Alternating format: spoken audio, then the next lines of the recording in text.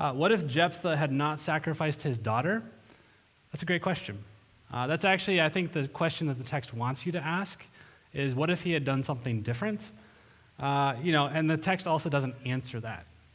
And so it's kind of on us to kind of fill in the blanks there a little bit to say, if he had appealed to God and say, God, I made this vow in error, based on what we know of the character of God, how would God have responded? Right? That's part of the process. That's part of the puzzle that it wants you to work out, is Jephthah probably could have come to God and said, oops, and God would have been like, yeah, that was an oops, and we could have talked about it because Scripture is very clear that God forbids child sacrifice. And so it would have been a moment of confession for him. But the text doesn't give us that. But that's a good way of kind of the puzzle that is often the text, is it wants you to say, if he did this, what would actually happen?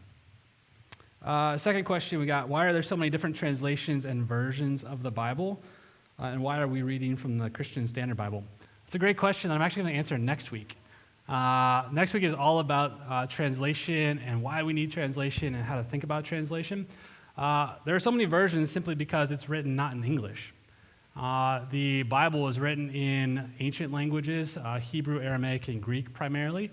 And as you know, if you've ever encountered someone who speaks a different language than you, right, it takes more than just like, what did you say? Right? There's a little bit of interpretation that goes into that. And so the different versions that you'll encounter are typically very well-meaning, well-thought-out experts in the text, wrestling through all of the meanings of the word to say this is the clearest, best interpretation of that text.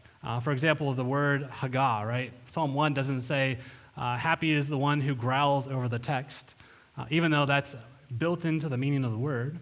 They said, okay, this word can mean a couple different things, and so in the context, it's talking about a human, not an animal, and so let's kind of save growl for Isaiah 31, right? And so that happens in any kind of translation, but specifically in the translation of the Bible, when you're doing this huge kind of text with lots of different historical context behind it.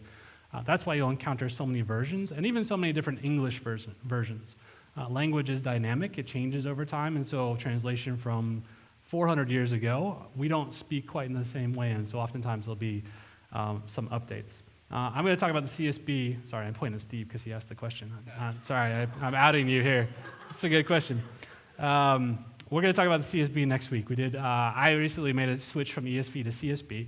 I'm going to talk about that all next week. So there's your trailer to come back next week and dig deeply into that question. But thanks for texting those questions. That number is active all the time, so if you're reading something this week, or if something comes to mind this afternoon, and you're like, oh, I wish I had texted it, send it in. I'll either reply to you directly or we'll include it next week as we spend some time on that. All right, so come back next week. It's going to be great.